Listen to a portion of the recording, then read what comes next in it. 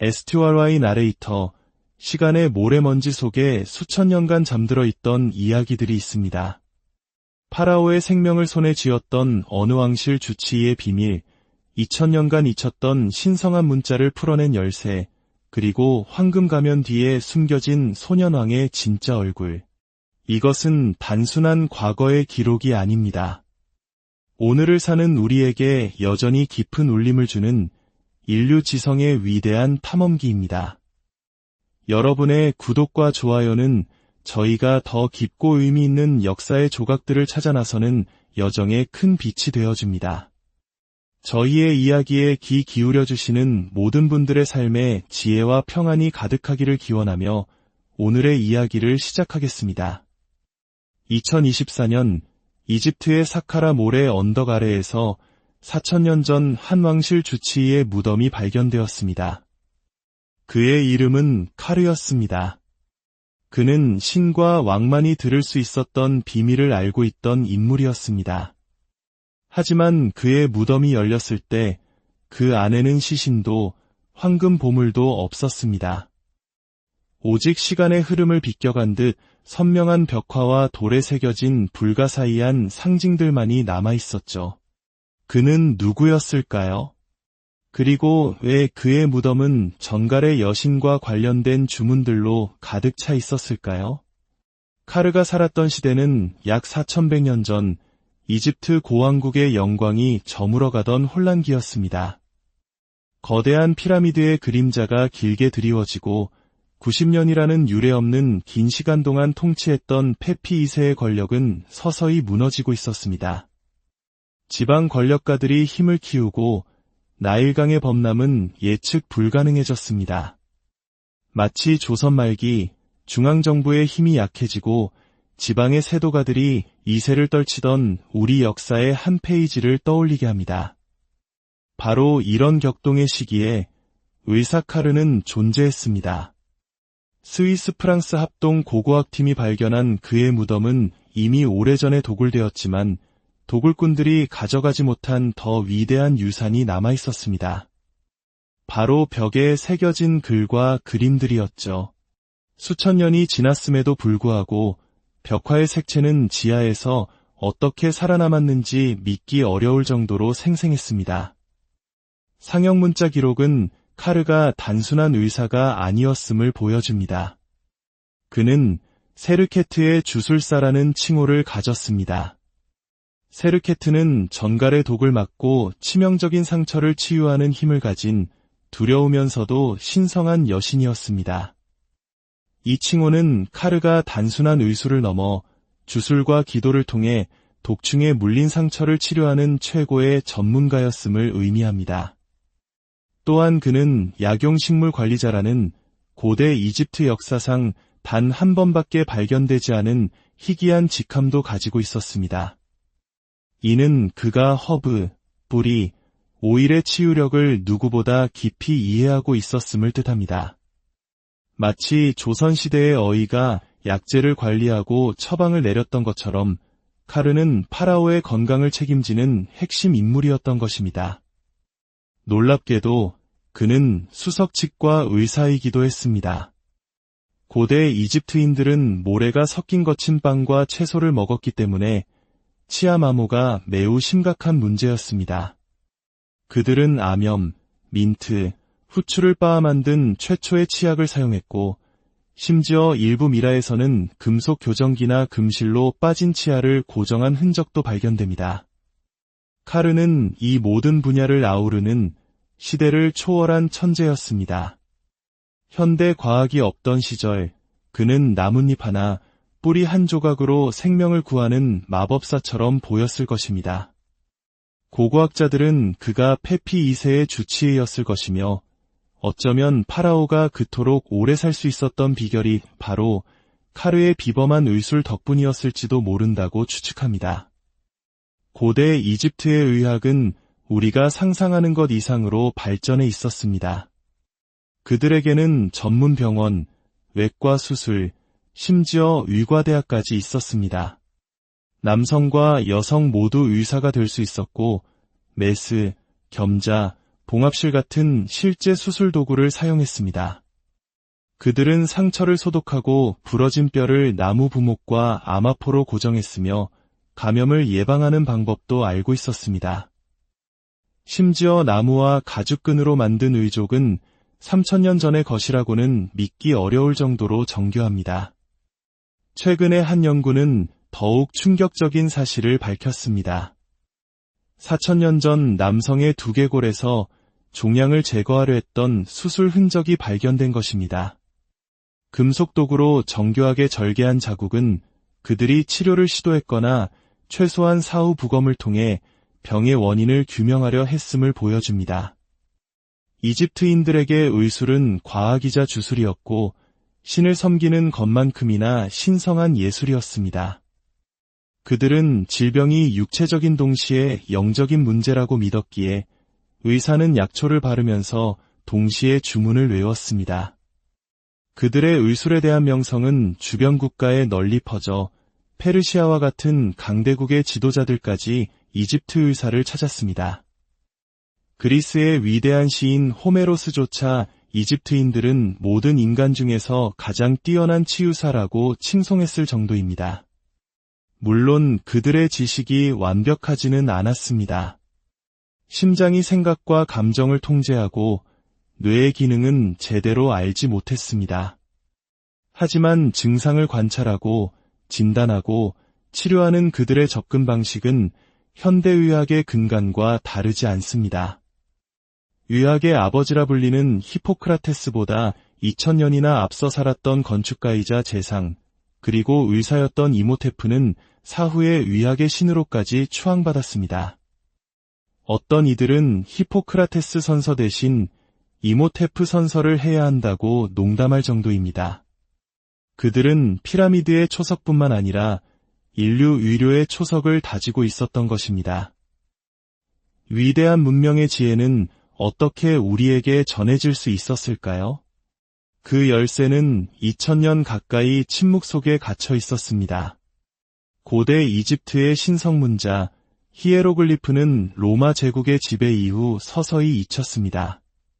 수천 년간 이집트인들의 삶과 죽음, 신앙을 기록했던 그 상형문자는 아무도 읽을 수 없는 비밀의 그림이 되어버렸습니다.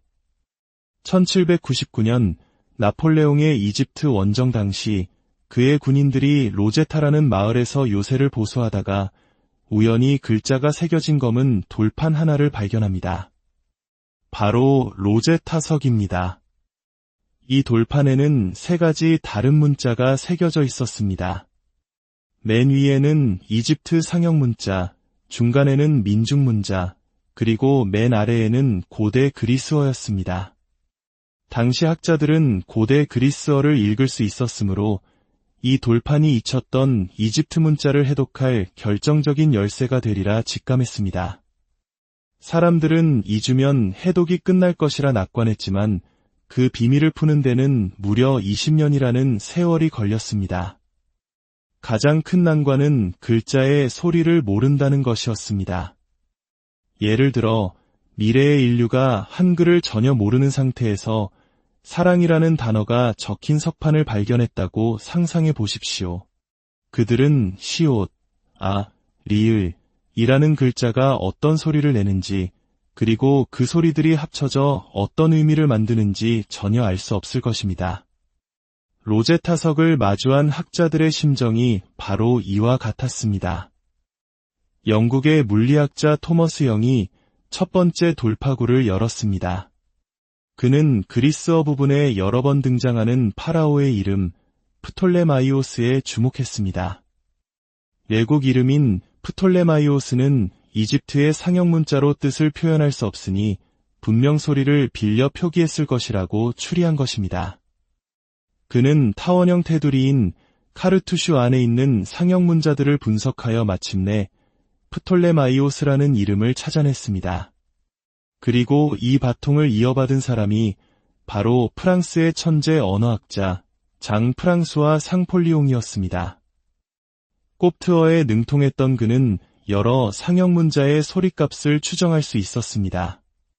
결정적인 유레카의 순간은 람세스 2세를 기리는 유적의 카르투슈를 연구할 때 찾아왔습니다. 그 카르투슈에는 4개의 기호가 있었고 마지막 2개는 시오 소리를 내는 동일한 기호였습니다.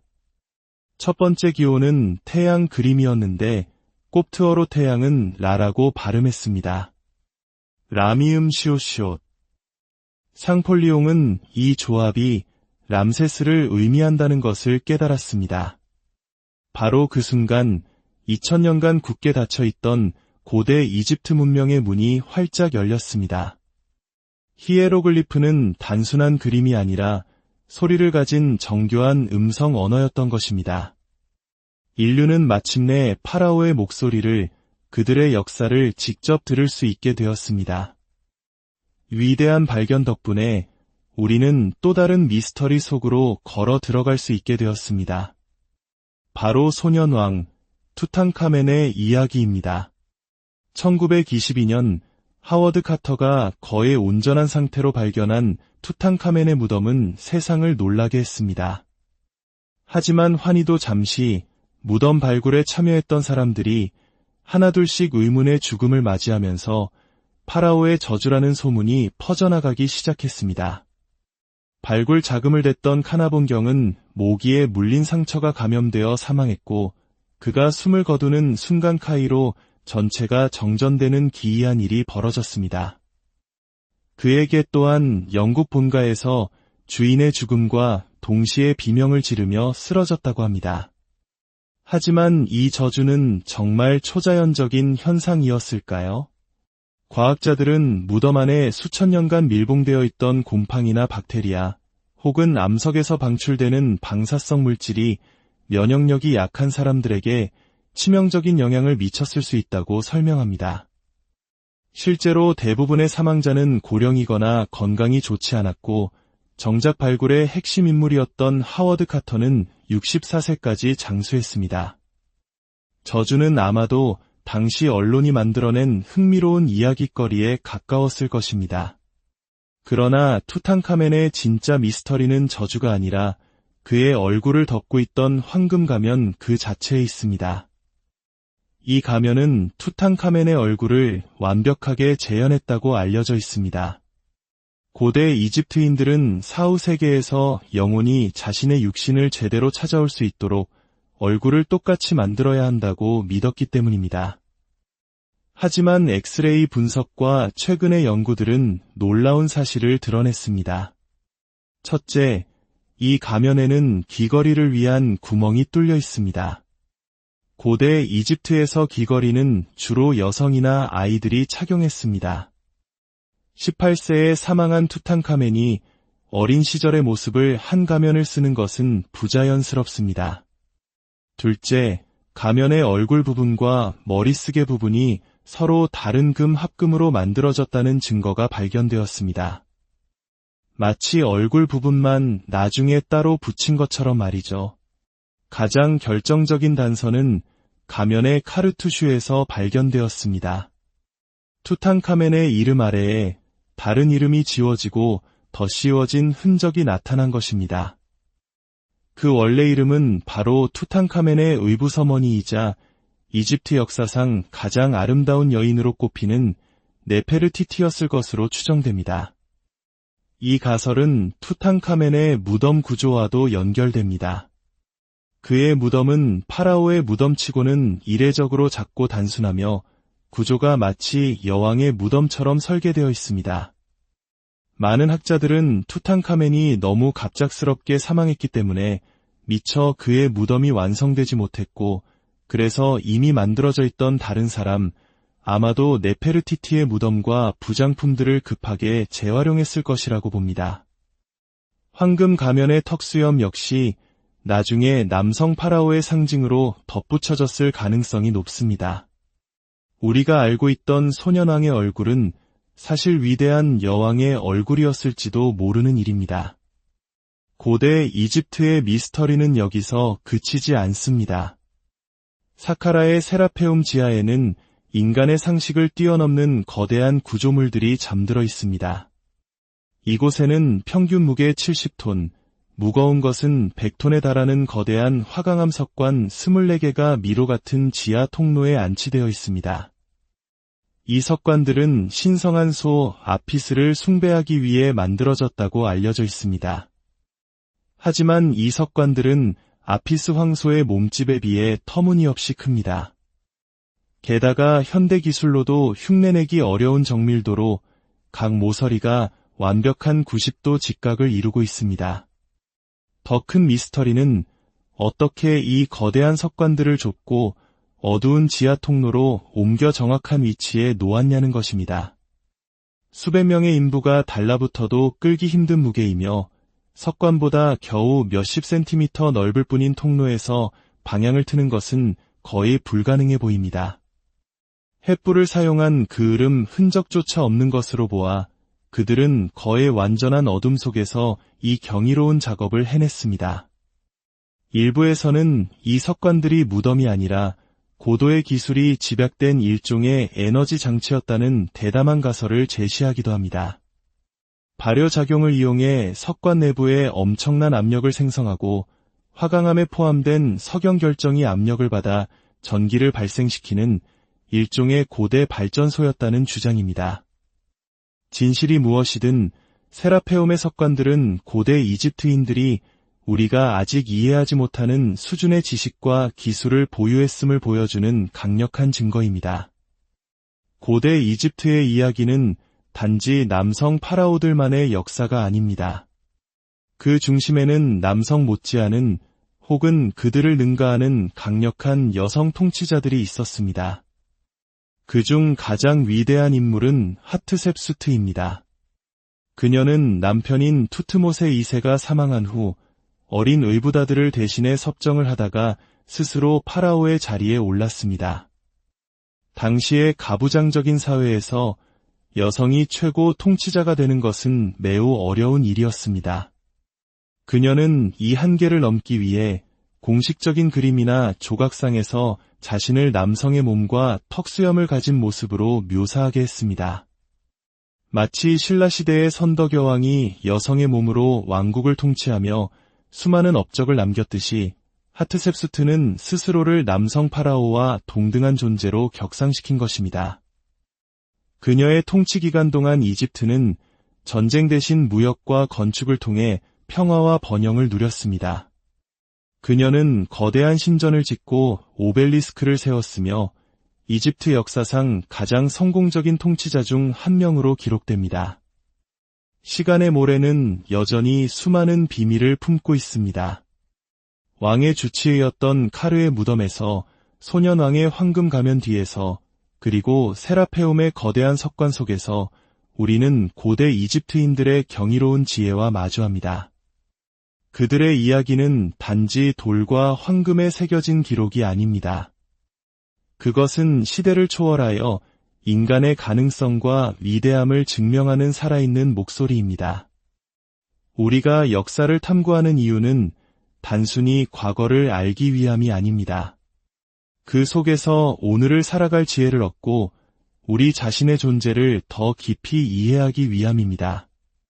고대 이집트의 미스터리를 향한 우리의 여정은 결국 우리 자신을 향한 탐험일지도 모릅니다. 그들의 이야기는 앞으로도 오랫동안 우리에게 영감을 주며 풀리지 않는 수수께끼로 남아 우리의 상상력을 자극할 것입니다. 에스튜아르와의 나레이터, 시간의 모래먼지 속에 수천 년간 잠들어 있던 이야기들이 있습니다. 파라오의 생명을 손에 쥐었던 어느 왕실 주치의의 비밀, 2000년간 잊혔던 신성한 문자를 풀어낸 열쇠, 그리고 황금 가면 뒤에 숨겨진 소년왕의 진짜 얼굴. 이것은 단순한 과거의 기록이 아닙니다. 오늘을 사는 우리에게 여전히 깊은 울림을 주는 인류 지성의 위대한 탐험기입니다. 여러분의 구독과 좋아요는 저희가 더 깊고 의미 있는 역사의 조각들을 찾아 나서는 여정에 큰 빛이 되어줍니다. 저희의 이야기에 귀 기울여 주시는 모든 분들의 삶에 지혜와 평안이 가득하기를 기원하며 오늘의 이야기를 시작하겠습니다.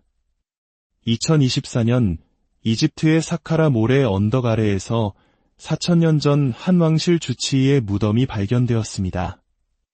그의 이름은 카르였습니다. 그는 신과 왕만이 들을 수 있었던 비밀을 알고 있던 인물이었습니다.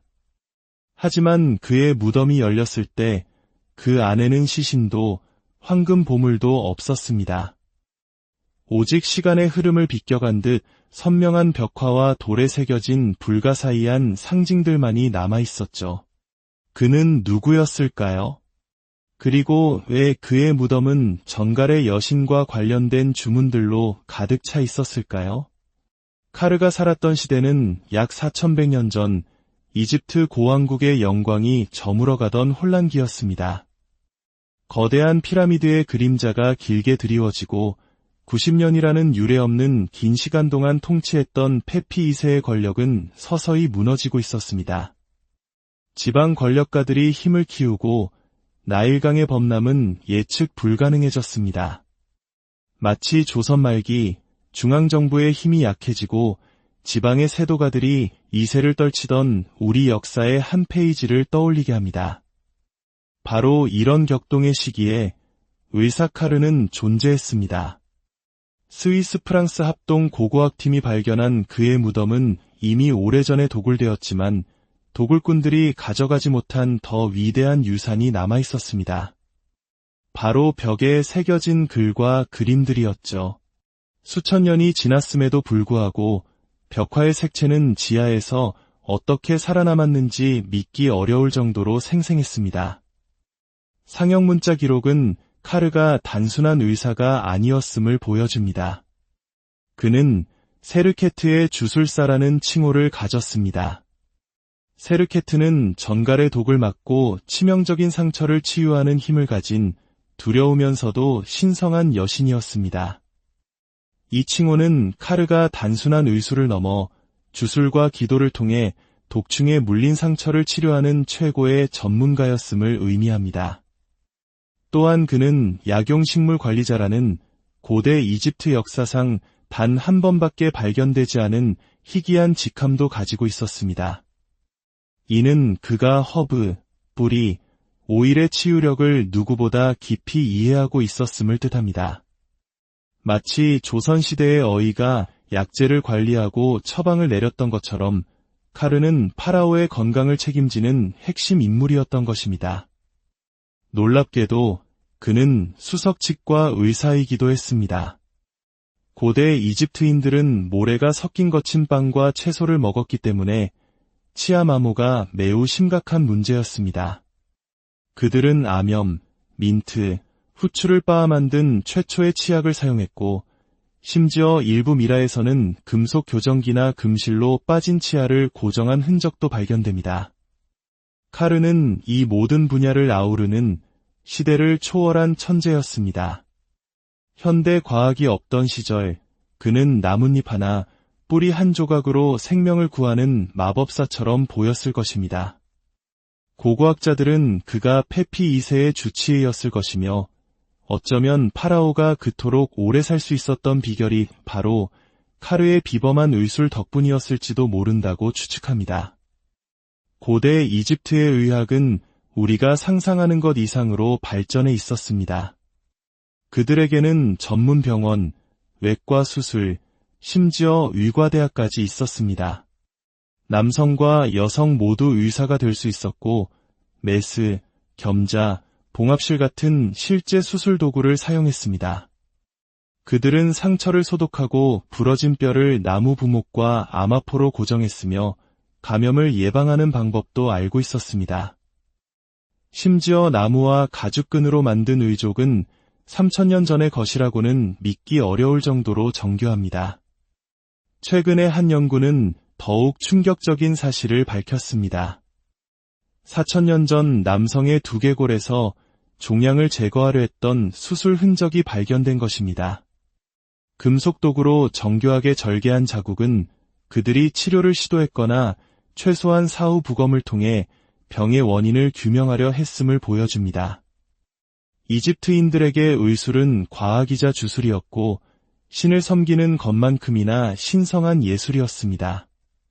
그들은 질병이 육체적인 동시에 영적인 문제라고 믿었기에 의사는 약초를 바르면서 동시에 주문을 외웠습니다.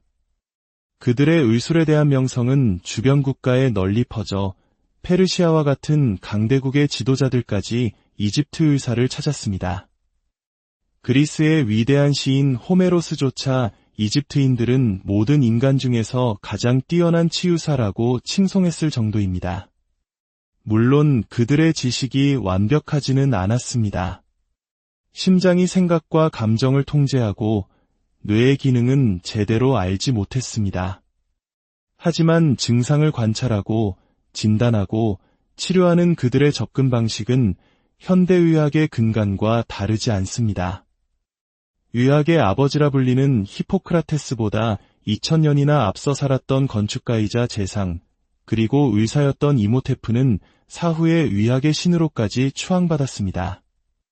어떤 이들은 히포크라테스 선서 대신 이모테프 선서를 해야 한다고 농담할 정도입니다. 그들은 피라미드의 초석뿐만 아니라 인류 의료의 초석을 다지고 있었던 것입니다. 위대한 문명의 지혜는 어떻게 우리에게 전해질 수 있었을까요? 그 열쇠는 2000년 가까이 침묵 속에 갇혀 있었습니다. 고대 이집트의 신성문자, 히에로글리프는 로마 제국의 지배 이후 서서히 잊혔습니다. 수천 년간 이집트인들의 삶과 죽음, 신앙을 기록했던 그 상형문자는 아무도 읽을 수 없는 비밀의 그림이 되어버렸습니다.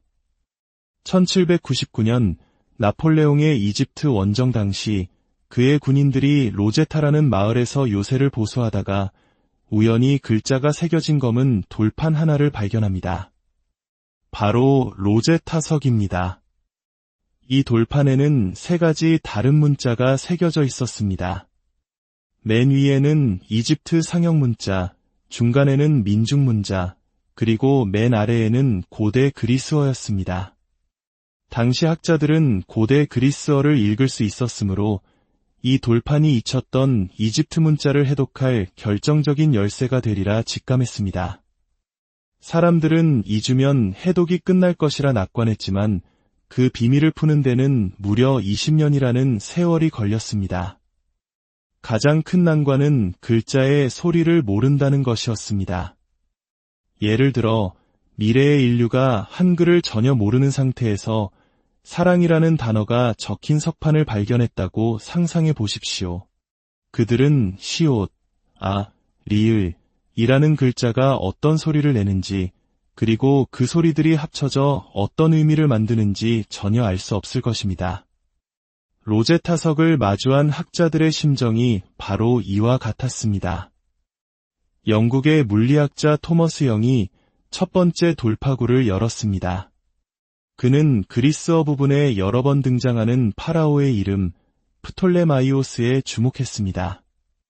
외국 이름인 프톨레마이오스는 이집트의 상형문자로 뜻을 표현할 수 없으니 분명 소리를 빌려 표기했을 것이라고 추리한 것입니다. 그는 타원형 테두리인 카르투슈 안에 있는 상형문자들을 분석하여 마침내 프톨레마이오스라는 이름을 찾아냈습니다. 그리고 이 바통을 이어받은 사람이 바로 프랑스의 천재 언어학자 장 프랑수와 상폴리옹이었습니다. 꼽트어에 능통했던 그는 여러 상형문자의 소리값을 추정할 수 있었습니다. 결정적인 유레카의 순간은 람세스 2세를 기리는 유적의 카르투슈를 연구할 때 찾아왔습니다. 그 카르투슈에는 4개의 기호가 있었고 마지막 2개는 시옷 소리를 내는 동일한 기호였습니다. 첫 번째 기호는 태양 그림이었는데 꼽트어로 태양은 라라고 발음했습니다. 라미음 시옷. 상폴리옹은 이 조합이 람세스를 의미한다는 것을 깨달았습니다. 바로 그 순간 2000년간 굳게 닫혀있던 고대 이집트 문명의 문이 활짝 열렸습니다. 히에로글리프는 단순한 그림이 아니라 소리를 가진 정교한 음성 언어였던 것입니다. 인류는 마침내 파라오의 목소리를, 그들의 역사를 직접 들을 수 있게 되었습니다. 위대한 발견 덕분에 우리는 또 다른 미스터리 속으로 걸어 들어갈 수 있게 되었습니다. 바로 소년왕 투탕카멘의 이야기입니다. 1922년 하워드 카터가 거의 온전한 상태로 발견한 투탕카멘의 무덤은 세상을 놀라게 했습니다. 하지만 환희도 잠시 무덤 발굴에 참여했던 사람들이 하나둘씩 의문의 죽음을 맞이하면서 파라오의 저주라는 소문이 퍼져나가기 시작했습니다. 발굴 자금을 댔던 카나본경은 모기에 물린 상처가 감염되어 사망했고 그가 숨을 거두는 순간 카이로 전체가 정전되는 기이한 일이 벌어졌습니다. 그에게 또한 영국 본가에서 주인의 죽음과 동시에 비명을 지르며 쓰러졌다고 합니다. 하지만 이 저주는 정말 초자연적인 현상이었을까요? 과학자들은 무덤 안에 수천 년간 밀봉되어 있던 곰팡이나 박테리아 혹은 암석에서 방출되는 방사성 물질이 면역력이 약한 사람들에게 치명적인 영향을 미쳤을 수 있다고 설명합니다. 실제로 대부분의 사망자는 고령이거나 건강이 좋지 않았고 정작 발굴의 핵심 인물이었던 하워드 카터는 64세까지 장수했습니다. 저주는 아마도 당시 언론이 만들어낸 흥미로운 이야깃거리에 가까웠을 것입니다. 그러나 투탕카멘의 진짜 미스터리는 저주가 아니라 그의 얼굴을 덮고 있던 황금 가면 그 자체에 있습니다. 이 가면은 투탕카멘의 얼굴을 완벽하게 재현했다고 알려져 있습니다. 고대 이집트인들은 사후 세계에서 영혼이 자신의 육신을 제대로 찾아올 수 있도록 얼굴을 똑같이 만들어야 한다고 믿었기 때문입니다. 하지만 엑스레이 분석과 최근의 연구들은 놀라운 사실을 드러냈습니다. 첫째, 이 가면에는 귀걸이를 위한 구멍이 뚫려 있습니다. 고대 이집트에서 귀걸이는 주로 여성이나 아이들이 착용했습니다. 18세에 사망한 투탕카멘이 어린 시절의 모습을 한 가면을 쓰는 것은 부자연스럽습니다. 둘째, 가면의 얼굴 부분과 머리쓰개 부분이 서로 다른 금 합금으로 만들어졌다는 증거가 발견되었습니다. 마치 얼굴 부분만 나중에 따로 붙인 것처럼 말이죠. 가장 결정적인 단서는 가면의 카르투슈에서 발견되었습니다. 투탕카멘의 이름 아래에 다른 이름이 지워지고 덧씌워진 흔적이 나타난 것입니다. 그 원래 이름은 바로 투탕카멘의 의붓어머니이자 이집트 역사상 가장 아름다운 여인으로 꼽히는 네페르티티였을 것으로 추정됩니다. 이 가설은 투탕카멘의 무덤 구조와도 연결됩니다. 그의 무덤은 파라오의 무덤치고는 이례적으로 작고 단순하며 구조가 마치 여왕의 무덤처럼 설계되어 있습니다. 많은 학자들은 투탕카멘이 너무 갑작스럽게 사망했기 때문에 미처 그의 무덤이 완성되지 못했고 그래서 이미 만들어져 있던 다른 사람, 아마도 네페르티티의 무덤과 부장품들을 급하게 재활용했을 것이라고 봅니다. 황금 가면의 턱수염 역시 나중에 남성 파라오의 상징으로 덧붙여졌을 가능성이 높습니다. 우리가 알고 있던 소년왕의 얼굴은 사실 위대한 여왕의 얼굴이었을지도 모르는 일입니다. 고대 이집트의 미스터리는 여기서 그치지 않습니다. 사카라의 세라페움 지하에는 인간의 상식을 뛰어넘는 거대한 구조물들이 잠들어 있습니다. 이곳에는 평균 무게 70톤, 무거운 것은 100톤에 달하는 거대한 화강암 석관 24개가 미로 같은 지하 통로에 안치되어 있습니다. 이 석관들은 신성한 소 아피스를 숭배하기 위해 만들어졌다고 알려져 있습니다. 하지만 이 석관들은 아피스 황소의 몸집에 비해 터무니없이 큽니다. 게다가 현대 기술로도 흉내내기 어려운 정밀도로 각 모서리가 완벽한 90도 직각을 이루고 있습니다. 더 큰 미스터리는 어떻게 이 거대한 석관들을 좁고 어두운 지하 통로로 옮겨 정확한 위치에 놓았냐는 것입니다. 수백 명의 인부가 달라붙어도 끌기 힘든 무게이며 석관보다 겨우 몇십 센티미터 넓을 뿐인 통로에서 방향을 트는 것은 거의 불가능해 보입니다. 횃불을 사용한 그을음 흔적조차 없는 것으로 보아 그들은 거의 완전한 어둠 속에서 이 경이로운 작업을 해냈습니다. 일부에서는 이 석관들이 무덤이 아니라 고도의 기술이 집약된 일종의 에너지 장치였다는 대담한 가설을 제시하기도 합니다. 발효작용을 이용해 석관 내부에 엄청난 압력을 생성하고 화강암에 포함된 석영 결정이 압력을 받아 전기를 발생시키는 일종의 고대 발전소였다는 주장입니다. 진실이 무엇이든 세라페움의 석관들은 고대 이집트인들이 우리가 아직 이해하지 못하는 수준의 지식과 기술을 보유했음을 보여주는 강력한 증거입니다.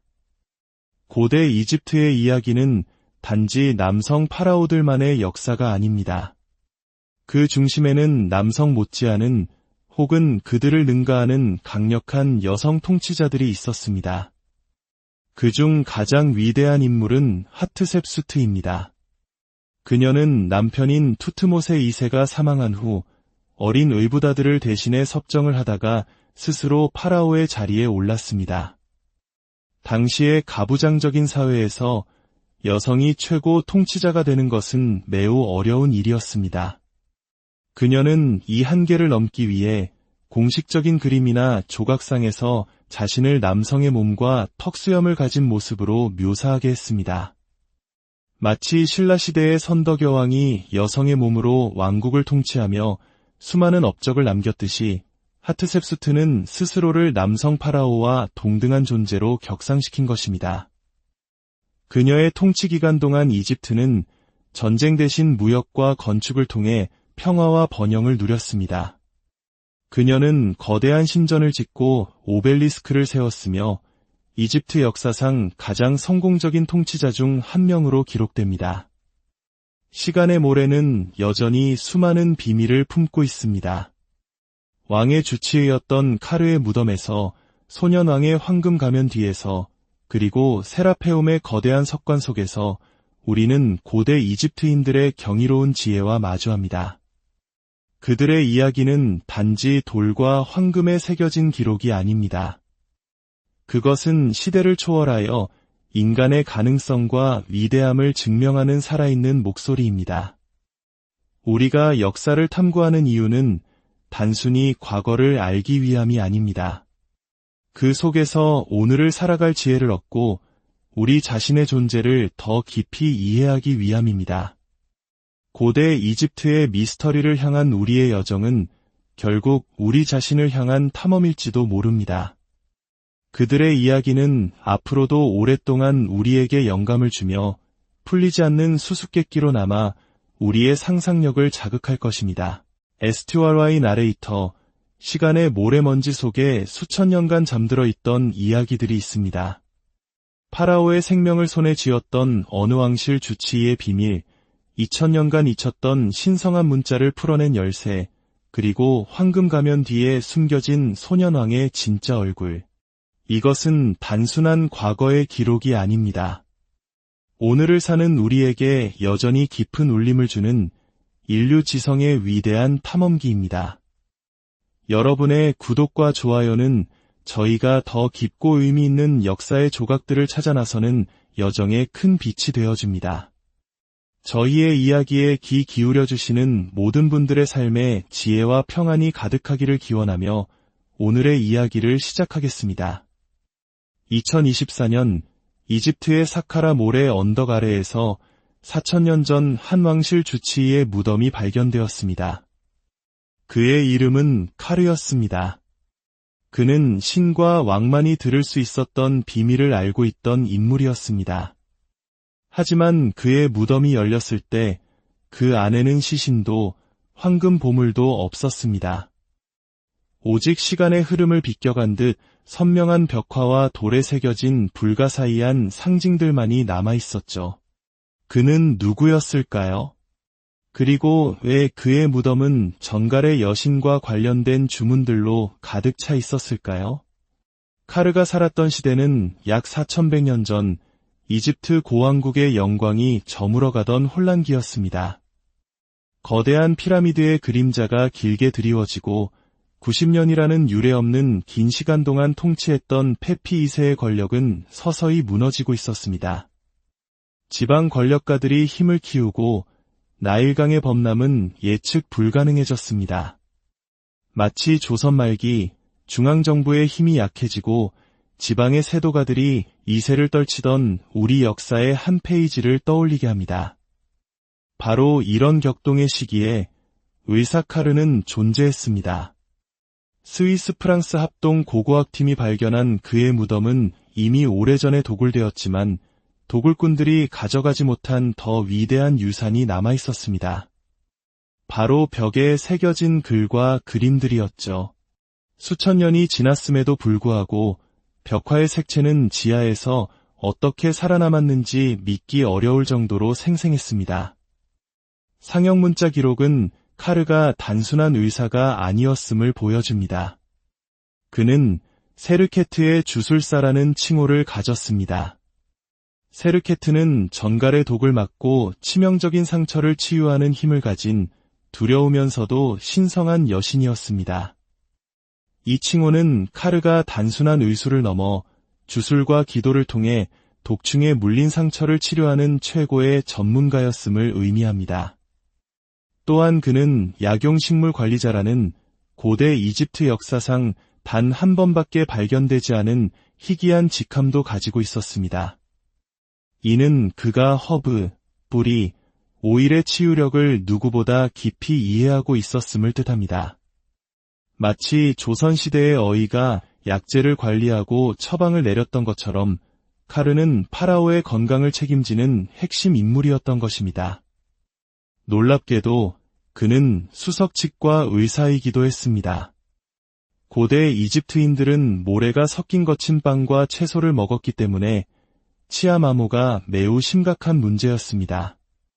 그들은 암염, 민트, 후추를 빻아 만든 최초의 치약을 사용했고 심지어 일부 미라에서는 금속 교정기나 금실로 빠진 치아를 고정한 흔적도 발견됩니다.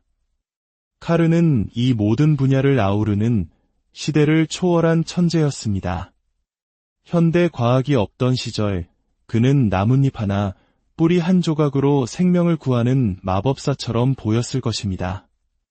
고고학자들은 그가 페피 2세의 주치의였을 것이며 어쩌면 파라오가 그토록 오래 살 수 있었던 비결이 바로 카르의 비범한 의술 덕분이었을지도 모른다고 추측합니다. 고대 이집트의 의학은 우리가 상상하는 것 이상으로 발전해 있었습니다. 그들에게는 전문 병원, 외과 수술, 심지어 의과대학까지 있었습니다. 남성과 여성 모두 의사가 될 수 있었고 메스, 겸자, 봉합실 같은 실제 수술 도구를 사용했습니다. 그들은 상처를 소독하고 부러진 뼈를 나무 부목과 아마포로 고정했으며 감염을 예방하는 방법도 알고 있었습니다.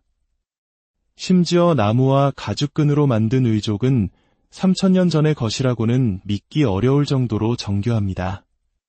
최근의 한 연구는 더욱 충격적인 사실을 밝혔습니다. 4000년 전 남성의 두개골에서 종양을 제거하려 했던 수술 흔적이 발견된 것입니다. 금속 도구로 정교하게 절개한 자국은 그들이 치료를 시도했거나 최소한 사후 부검을 통해 병의 원인을 규명하려 했음을 보여줍니다. 이집트인들에게 의술은 과학이자 주술이었고 신을 섬기는 것만큼이나 신성한 예술이었습니다. 그들은 질병이 육체적인 동시에 영적인 문제라고 믿었기에 의사는 약초를 바르면서 동시에 주문을 외웠습니다. 그들의 의술에 대한 명성은 주변 국가에 널리 퍼져 페르시아와 같은 강대국의 지도자들까지 이집트 의사를 찾았습니다. 그리스의 위대한 시인 호메로스조차 이집트인들은 모든 인간 중에서 가장 뛰어난 치유사라고 칭송했을 정도입니다. 물론 그들의 지식이 완벽하지는 않았습니다. 심장이 생각과 감정을 통제하고 뇌의 기능은 제대로 알지 못했습니다. 하지만 증상을 관찰하고 진단하고 치료하는 그들의 접근 방식은 현대의학의 근간과 다르지 않습니다. 의학의 아버지라 불리는 히포크라테스보다 2000년이나 앞서 살았던 건축가이자 재상, 그리고 의사였던 이모테프는 사후에 의학의 신으로까지 추앙받았습니다. 어떤 이들은 히포크라테스 선서 대신 이모테프 선서를 해야 한다고 농담할 정도입니다. 그들은 피라미드의 초석뿐만 아니라 인류 위료의 초석을 다지고 있었던 것입니다. 위대한 문명의 지혜는 어떻게 우리에게 전해질 수 있었을까요? 그 열쇠는 2000년 가까이 침묵 속에 갇혀 있었습니다. 고대 이집트의 신성문자, 히에로글리프는 로마 제국의 지배 이후 서서히 잊혔습니다. 수천 년간 이집트인들의 삶과 죽음, 신앙을 기록했던 그 상형문자는 아무도 읽을 수 없는 비밀의 그림이 되어버렸습니다. 1799년 나폴레옹의 이집트 원정 당시 그의 군인들이 로제타라는 마을에서 요새를 보수하다가 우연히 글자가 새겨진 검은 돌판 하나를 발견합니다. 바로 로제타석입니다. 이 돌판에는 3가지 다른 문자가 새겨져 있었습니다. 맨 위에는 이집트 상형문자, 중간에는 민중문자, 그리고 맨 아래에는 고대 그리스어였습니다. 당시 학자들은 고대 그리스어를 읽을 수 있었으므로 이 돌판이 잊혔던 이집트 문자를 해독할 결정적인 열쇠가 되리라 직감했습니다. 사람들은 잊으면 해독이 끝날 것이라 낙관했지만 그 비밀을 푸는 데는 무려 20년이라는 세월이 걸렸습니다. 가장 큰 난관은 글자의 소리를 모른다는 것이었습니다. 예를 들어 미래의 인류가 한글을 전혀 모르는 상태에서 사랑이라는 단어가 적힌 석판을 발견했다고 상상해 보십시오. 그들은 시옷, 리을, 이라는 글자가 어떤 소리를 내는지, 그리고 그 소리들이 합쳐져 어떤 의미를 만드는지 전혀 알 수 없을 것입니다. 로제타석을 마주한 학자들의 심정이 바로 이와 같았습니다. 영국의 물리학자 토머스 영이 첫 번째 돌파구를 열었습니다. 그는 그리스어 부분에 여러 번 등장하는 파라오의 이름 프톨레마이오스에 주목했습니다. 외국 이름인 프톨레마이오스는 이집트의 상형문자로 뜻을 표현할 수 없으니 분명 소리를 빌려 표기했을 것이라고 추리한 것입니다. 그는 타원형 테두리인 카르투슈 안에 있는 상형문자들을 분석하여 마침내 프톨레마이오스라는 이름을 찾아냈습니다. 그리고 이 바통을 이어받은 사람이 바로 프랑스의 천재 언어학자 장 프랑수와 상폴리옹이었습니다. 꼽트어에 능통했던 그는 여러 상형문자의 소리값을 추정할 수 있었습니다. 결정적인 유레카의 순간은 람세스 2세를 기리는 유적의 카르투슈를 연구할 때 찾아왔습니다. 그 카르투슈에는 4개의 기호가 있었고 마지막 2개는 시옷 소리를 내는 동일한 기호였습니다. 첫 번째 기호는 태양 그림이었는데 꼽트어로 태양은 라라고 발음했습니다. 라미음 시옷. 상폴리옹은 이 조합이 람세스를 의미한다는 것을 깨달았습니다. 바로 그 순간 2000년간 굳게 닫혀있던 고대 이집트 문명의 문이 활짝 열렸습니다.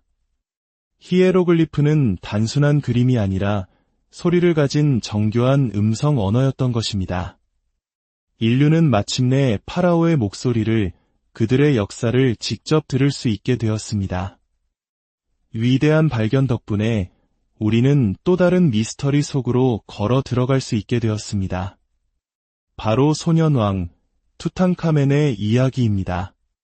1922년 하워드 카터가 거의 온전한 상태로 발견한 투탕카멘의 무덤은 세상을 놀라게 했습니다. 하지만 환희도 잠시 무덤 발굴에 참여했던 사람들이 하나둘씩 의문의 죽음을 맞이하면서 파라오의 저주라는 소문이 퍼져나가기 시작했습니다. 발굴 자금을 댔던 카나본경은 모기에 물린 상처가 감염되어 사망했고 그가 숨을 거두는 순간 카이로 전체가 정전되는 기이한 일이 벌어졌습니다. 그에게 또한 영국 본가에서 주인의 죽음과 동시에 비명을 지르며 쓰러졌다고 합니다. 하지만 이 저주는 정말 초자연적인 현상이었을까요?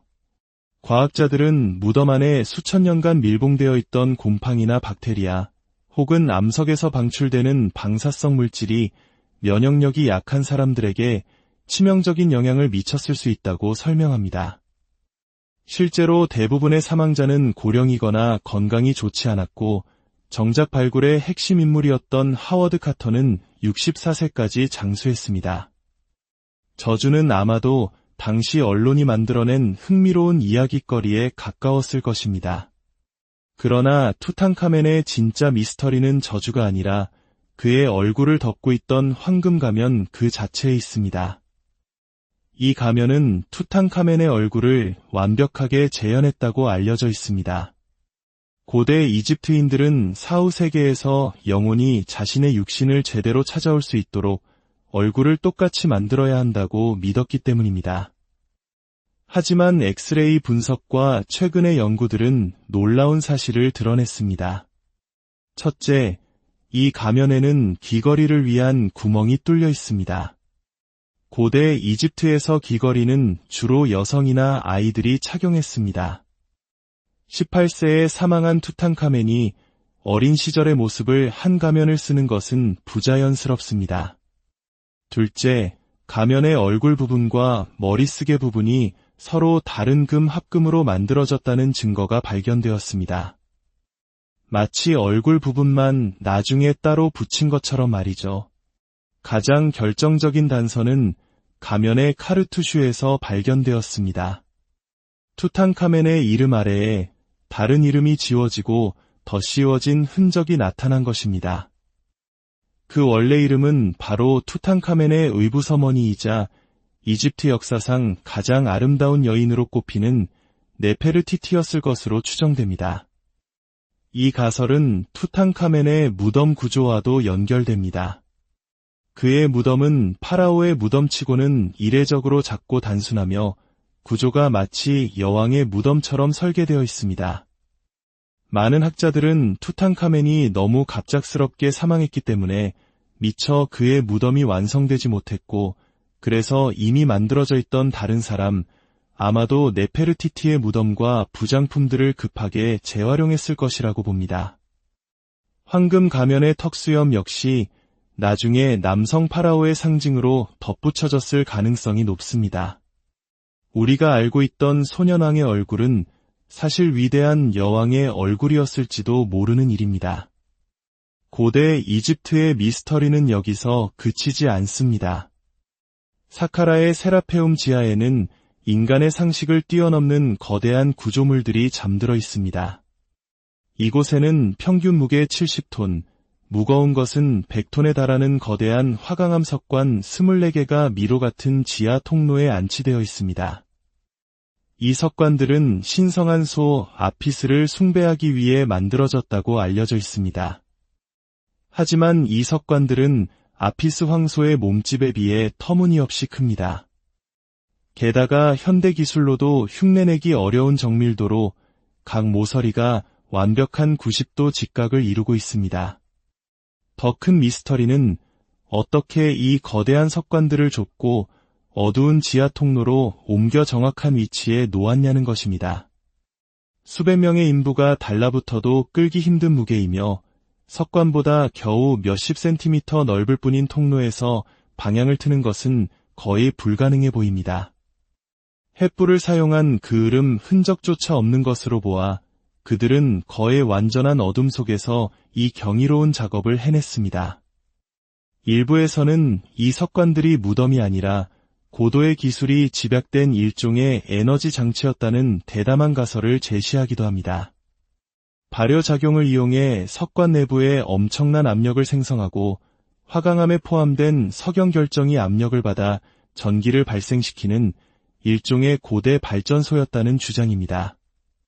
진실이 무엇이든 세라페움의 석관들은 고대 이집트인들이 우리가 아직 이해하지 못하는 수준의 지식과 기술을 보유했음을 보여주는 강력한 증거입니다. 고대 이집트의 이야기는 단지 남성 파라오들만의 역사가 아닙니다. 그 중심에는 남성 못지않은 혹은 그들을 능가하는 강력한 여성 통치자들이 있었습니다. 그중 가장 위대한 인물은 하트셉수트입니다. 그녀는 남편인 투트모세 2세가 사망한 후 어린 의붓아들을 대신해 섭정을 하다가 스스로 파라오의 자리에 올랐습니다. 당시의 가부장적인 사회에서 여성이 최고 통치자가 되는 것은 매우 어려운 일이었습니다. 그녀는 이 한계를 넘기 위해 공식적인 그림이나 조각상에서 자신을 남성의 몸과 턱수염을 가진 모습으로 묘사하게 했습니다. 마치 신라시대의 선덕여왕이 여성의 몸으로 왕국을 통치하며 수많은 업적을 남겼듯이 하트셉수트는 스스로를 남성 파라오와 동등한 존재로 격상시킨 것입니다. 그녀의 통치 기간 동안 이집트는 전쟁 대신 무역과 건축을 통해 평화와 번영을 누렸습니다. 그녀는 거대한 신전을 짓고 오벨리스크를 세웠으며 이집트 역사상 가장 성공적인 통치자 중 한 명으로 기록됩니다. 시간의 모래는 여전히 수많은 비밀을 품고 있습니다. 왕의 주치의였던 카르의 무덤에서 소년왕의 황금 가면 뒤에서 그리고 세라페움의 거대한 석관 속에서 우리는 고대 이집트인들의 경이로운 지혜와 마주합니다. 그들의 이야기는 단지 돌과 황금에 새겨진 기록이 아닙니다. 그것은 시대를 초월하여 인간의 가능성과 위대함을 증명하는 살아있는 목소리입니다. 우리가 역사를 탐구하는 이유는 단순히 과거를 알기 위함이 아닙니다. 그 속에서 오늘을 살아갈 지혜를 얻고 우리 자신의 존재를 더 깊이 이해하기 위함입니다. 고대 이집트의 미스터리를 향한 우리의 여정은 결국 우리 자신을 향한 탐험일지도 모릅니다. 그들의 이야기는 앞으로도 오랫동안 우리에게 영감을 주며 풀리지 않는 수수께끼로 남아 우리의 상상력을 자극할 것입니다. 에스튜아르와의 나레이터, 시간의 모래먼지 속에 수천 년간 잠들어 있던 이야기들이 있습니다. 파라오의 생명을 손에 쥐었던 어느 왕실 주치의의 비밀, 2000년간 잊혔던 신성한 문자를 풀어낸 열쇠, 그리고 황금 가면 뒤에 숨겨진 소년왕의 진짜 얼굴. 이것은 단순한 과거의 기록이 아닙니다. 오늘을 사는 우리에게 여전히 깊은 울림을 주는 인류 지성의 위대한 탐험기입니다. 여러분의 구독과 좋아요는 저희가 더 깊고 의미 있는 역사의 조각들을 찾아 나서는 여정에 큰 빛이 되어줍니다. 저희의 이야기에 귀 기울여주시는 모든 분들의 삶에 지혜와 평안이 가득하기를 기원하며 오늘의 이야기를 시작하겠습니다. 2024년 이집트의 사카라 모래 언덕 아래에서 4000년 전 한 왕실 주치의의 무덤이 발견되었습니다. 그의 이름은 카르였습니다. 그는 신과 왕만이 들을 수 있었던 비밀을 알고 있던 인물이었습니다. 하지만 그의 무덤이 열렸을 때 그 안에는 시신도 황금 보물도 없었습니다. 오직 시간의 흐름을 비껴간 듯 선명한 벽화와 돌에 새겨진 불가사의한 상징들만이 남아있었죠. 그는 누구였을까요? 그리고 왜 그의 무덤은 정갈의 여신과 관련된 주문들로 가득 차 있었을까요? 카르가 살았던 시대는 약 4100년 전 이집트 고왕국의 영광이 저물어가던 혼란기였습니다. 거대한 피라미드의 그림자가 길게 드리워지고 90년이라는 유례없는 긴 시간 동안 통치했던 페피 2세의 권력은 서서히 무너지고 있었습니다. 지방 권력가들이 힘을 키우고 나일강의 범람은 예측 불가능해졌습니다. 마치 조선 말기 중앙정부의 힘이 약해지고 지방의 세도가들이 이세를 떨치던 우리 역사의 한 페이지를 떠올리게 합니다. 바로 이런 격동의 시기에 의사카르는 존재했습니다.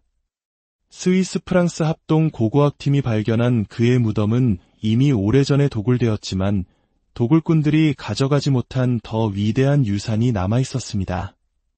바로 벽에 새겨진 글과 그림들이었죠. 수천 년이 지났음에도 불구하고 벽화의 색채는 지하에서 어떻게 살아남았는지 믿기 어려울 정도로 생생했습니다. 상형 문자 기록은 카르가 단순한 의사가 아니었음을 보여줍니다. 그는 세르케트의 주술사라는 칭호를 가졌습니다. 세르케트는 전갈의 독을 막고 치명적인 상처를 치유하는 힘을 가진 두려우면서도 신성한 여신이었습니다. 이 칭호는 카르가 단순한 의술을 넘어 주술과 기도를 통해 독충에 물린 상처를 치료하는 최고의 전문가였음을 의미합니다. 또한 그는 약용식물 관리자라는 고대 이집트 역사상 단 한 번밖에 발견되지 않은 희귀한 직함도 가지고 있었습니다. 이는 그가 허브, 뿌리, 오일의 치유력을 누구보다 깊이 이해하고 있었음을